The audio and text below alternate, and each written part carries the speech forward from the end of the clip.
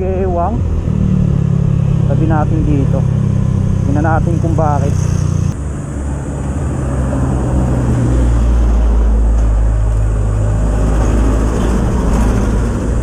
Sira na siguro bearing nito. Ano, may alog na.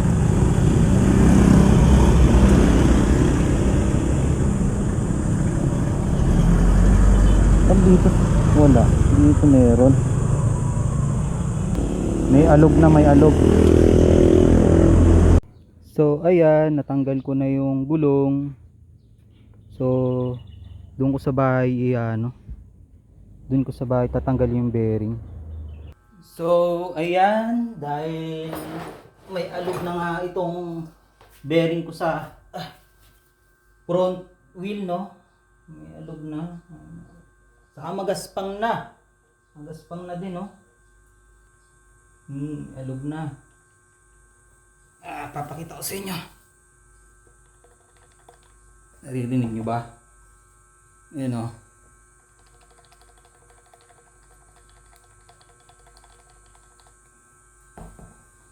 Rinig naman, di ba? Dito wala masyado. Dito naks ng alog.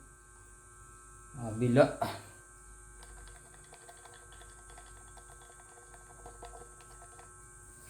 Yun. Tatanggalin natin ngayon. So ito pala yung nabili ko sa TikTok na bearing.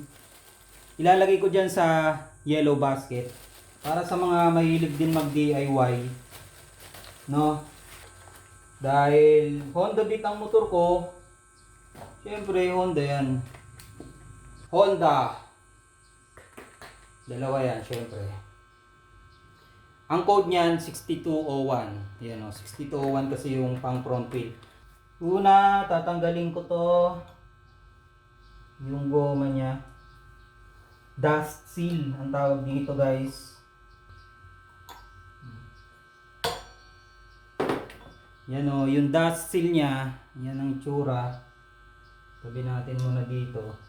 Tapos yung kabila. Okay.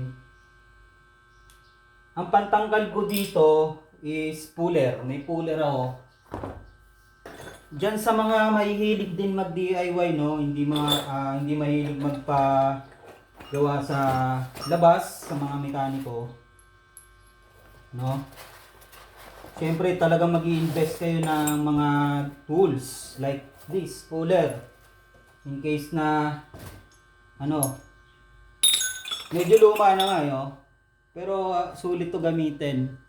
Ilang taon na sa akin to, mga sa 3 taon na ata to. Yan.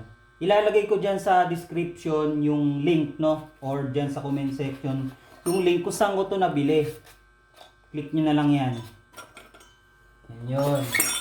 Yung malakas yung alog, dyan lagi nasisira. Parang palagay ko dyan lagi. Sa tuwing nagpapalit ako nito, nakailang palit na rin ako nito eh. Mga pangatlong palit na siguro to. Hindi ko na matandaan eh. Madalas, ang nasisira ay isang bearing lang lagi. Pero dahil nandito naman na tayo, parehas natin palta na. Laging may nasisira, isa lang. Laki ng alog, May spacer sa loob. Medyo mahirap to, guys. Kasi may spacer sa loob. Parang hindi kakayanin ng puller to, dudulas lang. Ang ginawa ko kasi dati dito is winelding. Ginanyanan ko. Dahil dun pa yon sa papa ko, sa bahay ng papa ko. Yan, weldingin para mas madaling tanggalin. Ito hindi pala to, nakalimutan ko na. Hindi pala to kaya ng puller kasi ang liit ng space. May spacer kasi dun sa loob.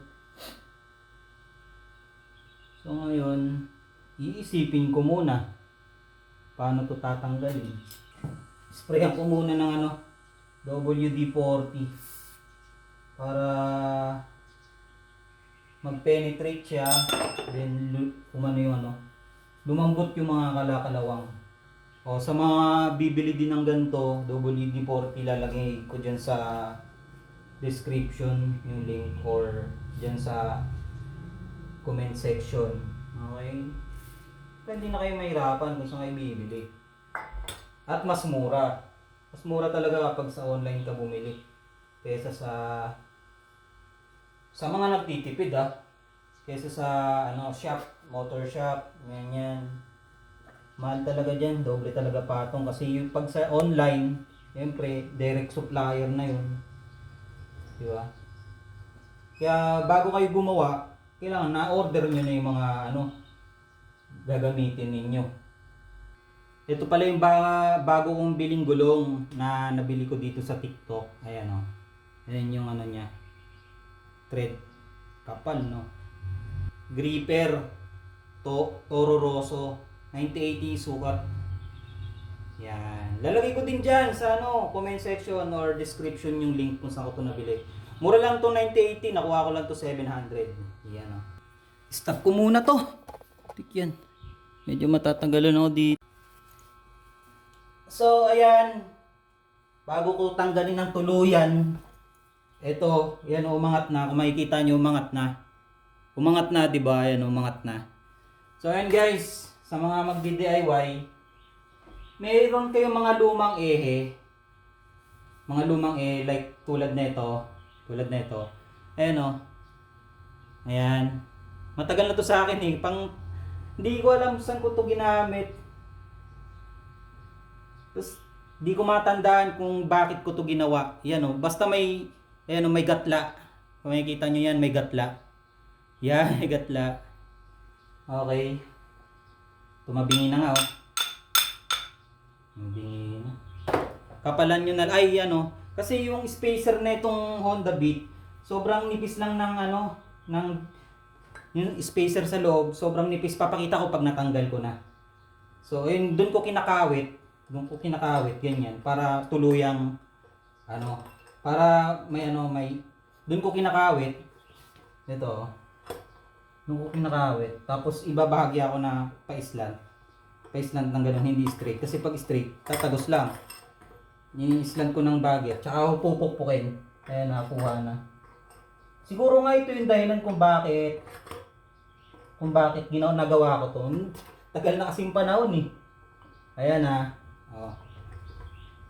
Yan. Yan, nakakawit na. Tsaka ako pupersahan lagyan pahiga siya. Tsaka pupukpukin.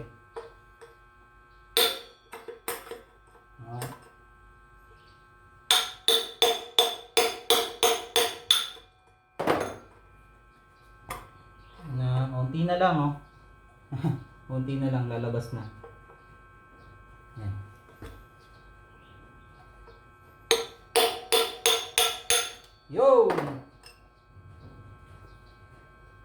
Yun, hindi ko man lang narinig. Ayan, tanggal na. Okay, tanggal na. Kasi sinasabi kong spacer sa loob. Tapos yan, papakita ko sa inyo. Sa loob kasi, ito, nakalagay ito, ganyan lang. Halos magkadikit sa loob, konting-konti lang.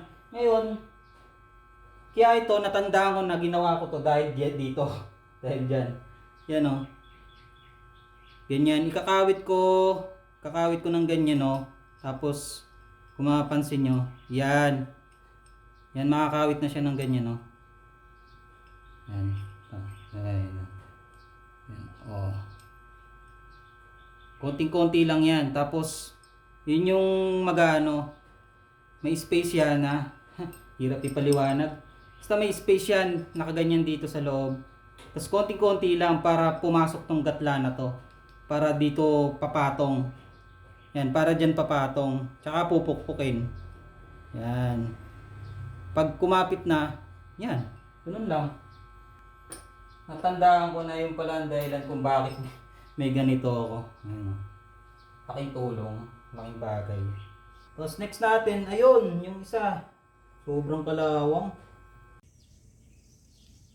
Tinawagan ko yung kapatid ko para dalhin dito yung yung welding machine. Andun kasi sa bahay. Sa bahay ni mama, papa. Doon kasi nakatira utol ko. Ngayon, hintayin ko na lang. Medyo natagalan ako kasi gawa nga nung Sira na yung bearing.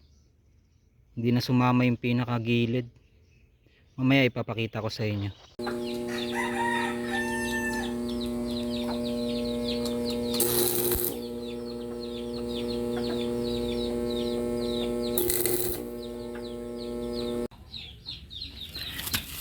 So ayan, natanggal na sa wakas.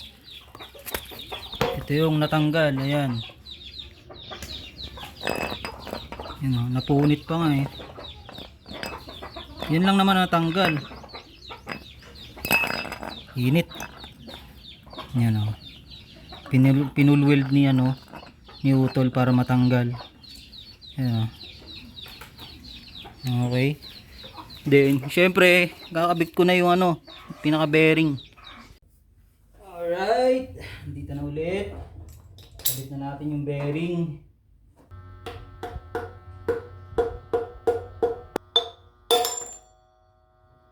Siguro. Okay. Diba? Pagbuti nga yun eh.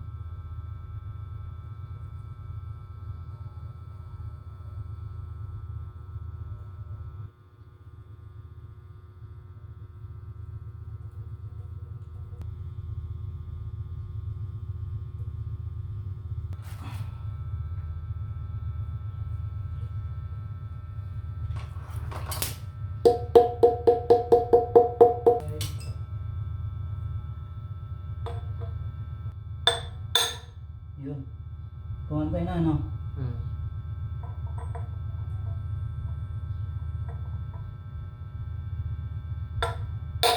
Ano kaya yan?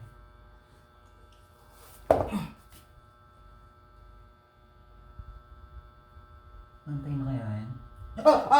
Shit! Nako. Kunin mo nga, Rol. Ano kukunin ko dyan? Ayan, yun, kunin mo. Kunin mo. Ayun, kunin mo yan. Yan, kunin mo yan. Yan, Naku, tumusok. ano ka? Sige, kunin mo. Hugasan mo na. Yung sa pinapon. Ba't na ano ka? Pinanglinis ko yung ano, daliri ko eh. Pinangganon ko eh. Oo, nadali ka rito. Yan. Baka ma-infection yung daliri mo. Kailangan talaga, hindi daliri yung pangano mo.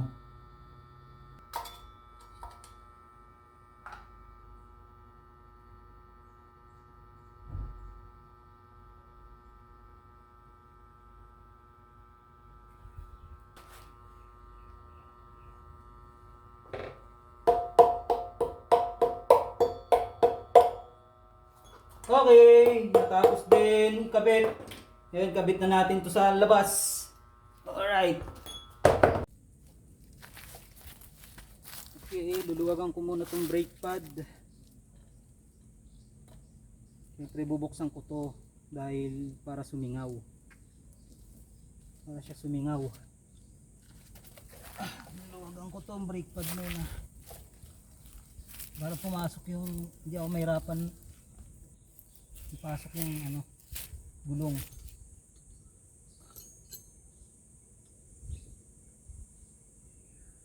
Okay, maluwag na.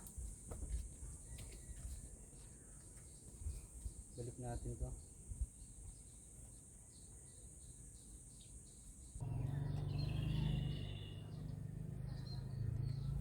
Alright.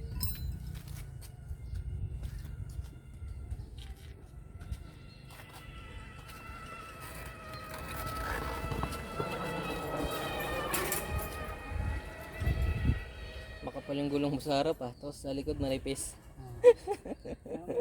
Parang birdsman. Ano size ng likod mo? 980.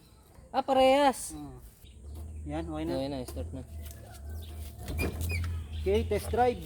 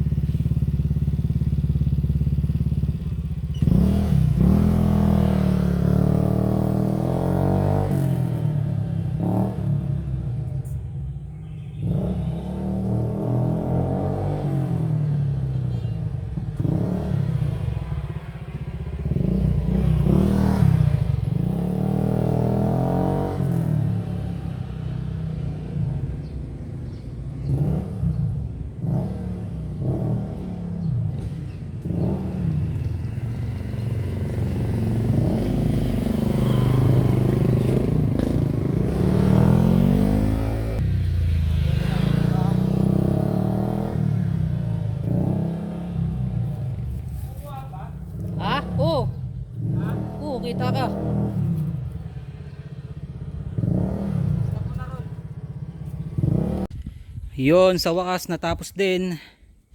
Sa mga tulad ko no na mahilig din mag DIY. Yan, lalagay ko diyan sa yellow basket yung kung saan ko nabili yung bearing na yun. Okay? Bye bye.